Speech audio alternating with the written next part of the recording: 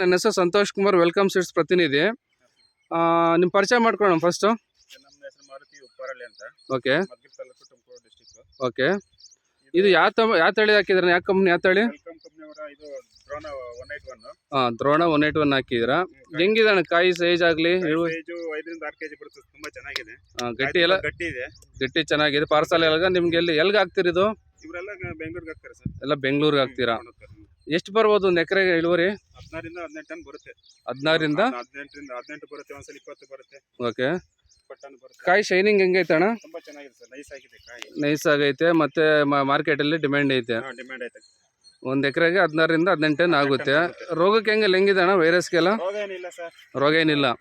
ನೀವು ಊಜಿ ಡಬ್ಬನೇ ಕೆಟ್ಟಿಲ್ಲ, ಆದ್ರೂ ಚೆನ್ನಾಗಿದೆ. ಕಾಯಿ ಡ್ಯಾಮೇಜಸ್ ಬಂದಿಲ್ಲ. 2 ಸಲ ಸ್ಪ್ರೇ ಮಾಡಿದ್ರೆ ಸಾಕು. 2 ಸರಿ ಸ್ಪ್ರೇ ಮಾಡಿದ. 2 ಸಲ ಇದು ಫರ್ಟಿಲೈಸರ್. ಇದು ಯಾವ ಕಂಪ್ನಿದ ಅಂದ್ರಣ್ಣ? ಇದು ವೆಲ್ಕಮ್ ಕಂಪ್ನಿಯವರ ಡ್ರೋನ ಸರ್ 181. ದ್ರೋಣ 181. ಇದು ಕಡೆ ನಿಮ್ಮ ಸುತ್ತಮುತ್ತ ರೈತರಿಗೆ ಏನು ಹೇಳಿ ಬಯಸ್ತೀರಣ್ಣ?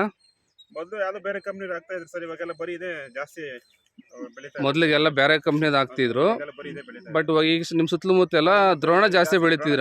ಇಳುವರಿ ಚೆನ್ನಾಗಿ ಬರ್ತಾ ಇದೆಯಲ್ಲ. ಇಳುವರಿ ಮತ್ತೆ ವೈರಸ್ ಚೆನ್ನಾಗೈತೆ. ಬರೀ ಇದೆ.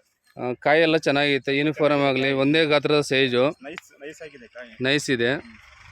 ಓಕೆ, ನಿಮ್ಮ ಅಭಿಪ್ರಾಯ ಅನಿಸ್ಕೊಂಡಿದ್ದಕ್ಕೆ ಧನ್ಯವಾದಗಳು ಕಂಪ್ನಿ ಕಡೆಯಿಂದ. Thank you.